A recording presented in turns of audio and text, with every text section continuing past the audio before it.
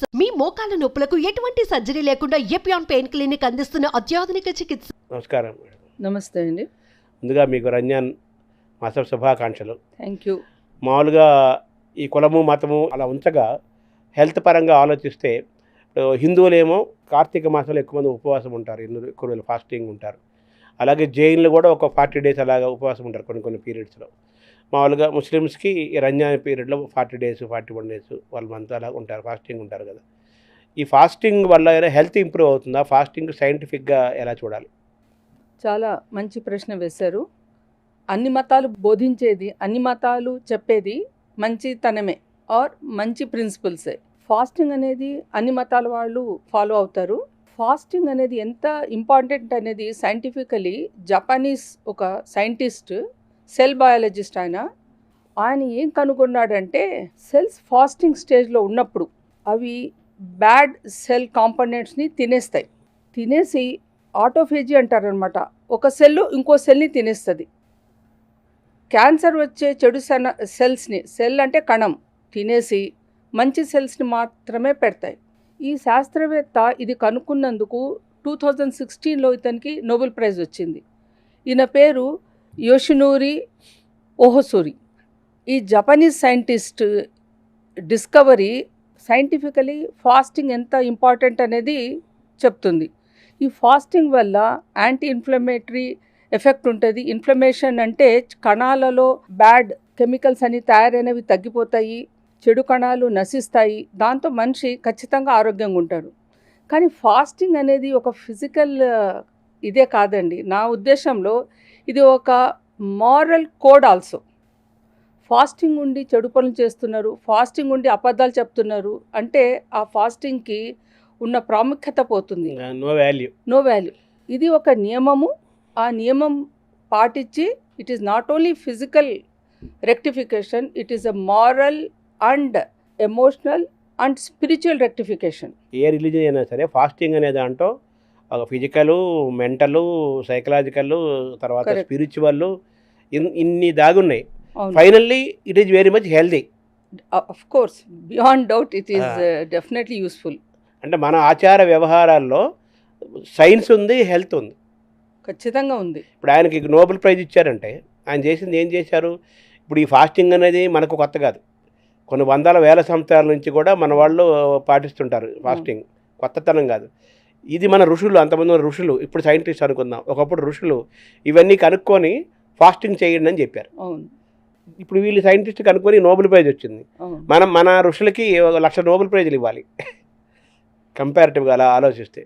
So ఇప్పుడు ఈ fasting చేసే క్రమంలో మీరు చెప్పారు ఈ బ్యాడ్ సెల్స్ చచ్చిపోతాయి, గుడ్ సెల్స్ బాగుంటాయి, దీనివల్ల క్యాన్సర్ కానీ మిగతా రాకుండా ఉంటాయి.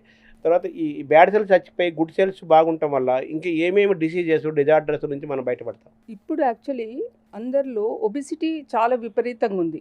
చాలా కారణాలు ఉన్నాయి. క్లుప్తంగా చెప్పడం అంటే ఫిజికల్ యాక్టివిటీ తగ్గిపోయి స్ట్రెస్ఫుల్ లైఫ్ లీడ్ చేస్తున్నాము. అంటే యాక్చువల్లీ చేయాల్సిన దానికి విరుద్ధంగా చేస్తున్నాము. అందరూ ఎడ్యుకేషన్ దగ్గర నుండి, చిన్నపిల్లల దగ్గర నుండి కాంపిటీషన్స్ విపరీతంగా ఉంది. ఆ పిల్లలకి ఆటపాట లేకుండా కూర్చొని కాంపిటేటివ్ ఎగ్జామ్కి చదవాల్సిందే, మార్కులు రావాల్సిందే, సీట్లు రావాల్సిందే. ఈ పరుగుడు జీవితంలో అందరూ ఆ కాంపిటీషన్లో మనం గెలవాలన్న తపన తప్ప మన పిల్లలు వీళ్ళకి వ్యాయామం కావాలి, వీళ్ళకి ఆట స్థలాలు కావాలని ఎవరు ఆలోచించట్లేదు. సెకండ్ వచ్చేసి ఈ ఒబిసిటీ, స్థూలకాయం అంటారు తెలుగులో, చైల్డ్హుడ్ నుండి స్టార్ట్ అవుతుంది. దీనివల్ల ఇప్పుడు మన టాపిక్ లేడీస్కి సంబంధించింది కాబట్టి మనము అమ్మాయిల గురించి మాట్లాడుకుందాం. అబ్బాయిల గురించి అంటే ఇంకా చాలా వ్యాస్ట్ అయిపోతుంది. అమ్మాయిలలో పీసీఓ అనే కండిషన్ మొదలవుతుంది. పీసీఓ అంటే పాలిసిస్టిక్ ఓవరీస్. పాలిసిస్టిక్ ఓవరీస్ అనేది జెనెటికల్ ప్రీడిస్పోజిషన్ ఉంటుంది. అంటే మనకు తల్లిదండ్రుల దగ్గర నుండి ఎలా రూపురేఖలు వస్తాయో ఈ క్రోమోజోమ్స్లో కూడా పీసీఓ క్యారెక్టర్స్ ఉంటాయి. కానీ ఎవరైనా సరైన బాడీ మాస్ ఇండెక్స్ మెయింటైన్ చేసి, బాడీ మాస్ ఇండెక్స్ అంటే ఎత్తుకు సరిపడ్డ వెయిట్ ఉండి వాళ్ళ జీవన సరళిలో మంచి ఎక్సర్సైజ్ ఉంటే అది ఎక్స్ప్రెస్ కాదు. అలా కాకుండా స్థూలకాయంగా తయారవుతే పీసీఓ ఎగ్జిబిట్ అవుతుంది. అంటే దాని లక్షణాలు వెల్లడవుతాయి. దాని లక్షణాలు ఏంటి? లావుగా ఉండడము, దానివల్ల ముట్టు సరిగా కాకపోవడము 2 to 3 months వరకు మా అమ్మాయి బహిష్టు కావట్లేదండి, ముందు మంచిగా అయ్యేది అంటారు. అంటే ఆ టైంలో వీళ్ళు ఓవర్ వెయిట్ అయిపోతారు. ఎస్పెషలీ మేము గమనించేది ఏమంటే 9th 10th క్లాస్కి వచ్చేసరికి కాంపిటీషన్ పెరిగిపోతుంది. ఆట పాట ఉండదు, కూర్చొని చదువుతుంటారు, ఓవర్ వెయిట్ అయిపోతారు. ఇంకా ఇంటర్లో చెప్పక్కర్లేదు, కాంపిటేటివ్ ఎగ్జామ్స్. ఆ టైంలో ఈ అమ్మాయిలు ఓవర్ వెయిట్, పీసీఓకి ఇంకొక సైడ్ ఎఫెక్ట్ అన్వాంటెడ్ హెయిర్, అంటే అప్పర్ లిప్ మీద కానివ్వండి, చిన్ మీద కానివ్వండి, ఈ అన్వాంటెడ్ హెయిర్ వస్తుంది. దీన్ని హిర్సుటిజం అంటారు. కావాల్సిన చోట అంటే స్కాల్ప్ మీద, తల మీద ఉన్న జుట్టు రాలిపోవడము, ఈ అన్వాంటెడ్ హెయిర్ రావడము. అండ్ ఇదే ట్రెండ్ కంటిన్యూ అయితే వీళ్ళకి తర్వాత మ్యారేజ్ అయిన తర్వాత ఇన్ఫర్టిలిటీ అంటే సంతాన లేమితో సఫర్ అవ్వడము, ఇవన్నీ ఉంటాయి. అంటే ఇదంతా స్టార్టింగ్ పాయింట్ యవ్వనంలో మొదలవుతుంది. బాల్యం నుండి స్టార్ట్ అయినది యవ్వనంలో వచ్చి రీప్రొడక్టివ్ లైఫ్ వచ్చేసరికి చాలామంది వీటితో సఫర్ అవుతారు. ఈ పీసీఓ స్టోరీ మెనోపాజ్ వరకు ఉంది. సో స్త్రీలలో ప్రత్యేకించి ఏమంటే ఒక్కొక్క ఏజ్లో ఒక్కొక్క రకమైన ప్రాబ్లం ఉంటుంది. అండ్ ప్రతి నెల కూడా హార్మోన్స్ వల్ల ఫస్ట్ వీక్లో ఒక రకమైన హార్మోన్స్, సెకండ్ వీక్లో ఒక రకమైన హార్మోన్స్, బహిష్టికి కొద్దిగా రోజుల ముందు ఒక 10 days to 15 days ముందు వాటర్ రిటెన్షను, ప్రీమెన్స్ట్రల్ టెన్షన్ అది ఉంటాయి. బహిష్టు వచ్చినప్పుడు చాలామందికి నొప్పి ఉంటుంది, ఆ బహిష్టు విపరీతంగా అవుతుంది. ఇవన్నీ కూడా సొసైటీలో ఇంకా చాలామందికి సంకోచం ఉండడము, లేకపోతే ఇది పర్లేదు, ఈ దశలో ఇలా ఉంటుందని యాక్సెప్ట్ చేయడం వల్ల చాలామందికి ఎడ్యుకేటెడ్ ఫ్యామిలీస్లో కూడా బయటకు వచ్చి ఓపెన్గా అడగట్లేదు. ఓవర్ బ్లీడింగ్ అవుతుంది, ఓవర్ బ్లీడింగ్ అవుతుంది, మెన్సెస్ పెయిన్ఫుల్ ఉంటాయి. ఓవర్ బ్లీడింగ్ వల్ల హిమోగ్లోబిన్ తగ్గుతుంది, రక్తహీనత మొదలవుతుంది. ఇవన్నీ కూడా మనం తెలుగులో అంటాం కదా, గోటితో పోయేదానికి రోకటితో అని, అలా తెచ్చుకుంటారు. ఇన్ఫర్టిలిటీ ఇంకా ఏజ్ వచ్చిన తర్వాత ఇన్ఫర్టిలిటీ, తర్వాత ఈ మెనోపాజ్ దశను కూడా చాలా ఇబ్బందులు ఎదుర్కొంటారు కదా. ఫస్ట్ రీప్రొడక్టివ్ ఏజ్లోనే అంటే మెనోపాజ్కి చాలా సంవత్సరాల ముందే ఇన్ఫర్టిలిటీకి పలు కారణాలు ఉన్నాయి. ఒకటేమో ఈ పీసీఓ, సెకండ్ ఏమో ఓవర్ వెయిట్. అండ్ వాళ్ళు ఏదో ఇంజనీర్స్ అవుతారు, లేకపోతే డాక్టర్స్ అవుతారు, లేకపోతే సిస్టమ్ మీద ఉంటారు. Most of the time sedentary life. ఒక 8 to 10 hours కంప్యూటర్ మీద ఉంటే ఎక్కడుంది ఎక్సర్సైజ్? ఇంటికి వచ్చేసరికి టైర్డ్ అయిపోతారు. మొబిలిటీ చాలా తగ్గిపోయింది. వర్క్ లైఫ్ బ్యాలెన్స్ లేదు. పాపము వాళ్ళకుండే కష్టాలు వాళ్ళకున్నాయి. మేము చెప్పడం ఈజీ, ఎక్సర్సైజ్ చేయండి, అది చేయండి, డైట్ తీసుకొని, టైం ఏది? సో దాంతో ఇన్ఫర్టిలిటీ ఇంకా ఇది దోహదం చేస్తుంది. అదే కాకుండా ఇప్పుడు అమ్మాయిలు కూడా బాగా చదువుతున్నారు. చదవడము, పురోగతి సాధించడము మంచిదే, కానీ బ్యాలెన్స్ చేయకపోవడంతో మ్యారేజెస్ లేట్గా అవుతున్నాయి. ఏదో సాధించాలి అనే తపన అయితే ఉంది, దాంతో డిలేడ్ మ్యారేజ్ అయిన తర్వాత కూడా వర్క్ ప్రెషర్ ఎక్కువ ఉంటుంది. ఫ్యామిలీ వైపు వాళ్ళు కాన్సన్ట్రేట్ చేయలేకపోతున్నారు. మ్యారేజ్ అయిన 5-6 years తర్వాత ఫర్టిలిటీ కోసం వస్తున్నారు. దాంతో age of best for fertility is not suitable for current scenario. అంటే గానని చెప్పలేను, నేను మీకు సైంటిఫికలీ చెప్తాను. తల్లి గర్భంలో ఫీటస్ అంటే శిశువుగా ఉన్నప్పుడు ఒక ఫీటస్కి, అది ఫీమేల్ ఫీటస్ అయితే 20 లక్షల ఎగ్స్ ఓవరీస్లో ఉంటాయి.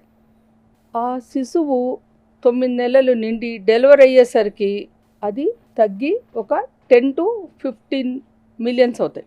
యుక్త వయసు వచ్చేసరికి అంటే మెనార్క్ అంటారు చూడండి, తెలుగులో బహిష్టు వచ్చే టయానికి అవి తగ్గి లక్షల్లో అయిపోతాయి. 8 to 10 lakhs అయిపోతాయి. ప్రతి నెల కొన్ని వందలలో ఎగ్స్ డిస్ట్రాయ్ అయిపోయి ఒక్క ఎగ్ తయారవుతుంది. అంటే కొత్తగా తయారయ్యేది లేదు. తల్లి దగ్గర నుండి వచ్చిన ఫిక్స్డ్ డిపాజిట్లో నుండే మనము ఎగ్స్ వాడుకుంటున్నాం అన్నమాట. ఇలా ఆలోచిస్తే మీరు యుక్త వయసు వచ్చిన తర్వాత ఉన్న ఎగ్స్ ప్రతి నెల క్రమేపీ తగ్గి 35 years వచ్చేసరికి నియర్లీ 1 to 1.5 lakhs ఎగ్స్ మాత్రమే ఉంటాయి. అవి యాక్చువల్లీ సగటుగా అలా అనిపించినా సరిపోవు. సో ఫర్టిలిటీ ట్రెండ్ చూస్తే graph, the ideal period is by 25 years conceive అయితే చాలా మంచిది. దాని తర్వాత క్రమేపీ తగ్గి 30 ఇయర్స్కి సిగ్నిఫికెంట్లీ తగ్గుతుంది, 35 ఇయర్స్కి చాలా ఎక్కువ తగ్గుతుంది, ఇంకా 40 ఇయర్స్లో ఉండి లేనట్టే ఉంటుంది. 40 ఇయర్స్లో ప్రెగ్నెన్సీ రాలేదా, వాళ్ళకి 42లో వచ్చింది, 45లో వచ్చింది అంటే అది వేరే సంగతి. ఎంతమందికి వచ్చింది, ఎంత శాతం మందికి వచ్చిందని ఆలోచించాలి. Rare, very rare. చాలా తక్కువ. సహజంగా ప్రెగ్నెన్సీ వచ్చే ప్రక్రియ చెప్తున్నాను. ఇప్పుడు ఆర్టిఫిషియల్గా మేము స్టిమ్యులేట్ చేసి అవి చేసేది అది వేరేగా తర్వాత చర్చించుకుందాం. సర్వగసి వచ్చింది కదా, అది ఇంకో చాలా పెద్ద సబ్జెక్ట్. ఫస్ట్ మనం సహజంగా వచ్చే ప్రెగ్నెన్సీ గురించి మాట్లాడుకుందాం. సెకండ్ ఇంకొకటి ఏషియన్ ఆరిజిన్, అంటే మనమంతా ఏషియన్ కంట్రీస్ వాళ్ళము. మనలో ovarian reserves compare to middle east చాలా తక్కువ ఉంది. మిడిల్ ఈస్ట్ కంట్రీస్లో 45కి కూడా వాళ్ళు హ్యాపీగా ప్రెగ్నెంట్ అవ్వడము, డెలివర్ అవ్వడము చాలా కేసులు చూసాము, డెలివర్ చేశాము. ఇండియాలో 45 తర్వాత సహజంగా ప్రెగ్నెన్సీ రావడం చాలా తక్కువ. సో ఈ మ్యారేజ్ డిలే అవ్వడము, ఫర్టిలిటీని పక్కన పెట్టి జాబ్ ఓరియంటెడ్ మన కల్చర్ డెవలప్ అవ్వడము, వర్క్ లైఫ్ బ్యాలెన్స్ లేక చాలామంది కపుల్ సఫర్ అవుతున్నారు. సో ఏది మనం తీసుకున్నా కూడాను కుచ్ పానా హే తో కుచ్ ఖోనా హే రూల్ సబ్కో అప్లై హోతా. సో ఇక్కడ కూడా ఇదే అయిపోయింది పాపం. చదువు, job, settlements, financial burdens, cost of living పెరిగిపోయింది. ఇవన్నీ సదురుకొని ఫర్టిలిటీకి ఆలోచించేసరికి ద బెస్ట్ ఏజ్ అనవసరంగా మనం మిస్ అవుతున్నాం. అది గడిచిన కాలం మళ్ళీ రాదు కదా. రాదుగా.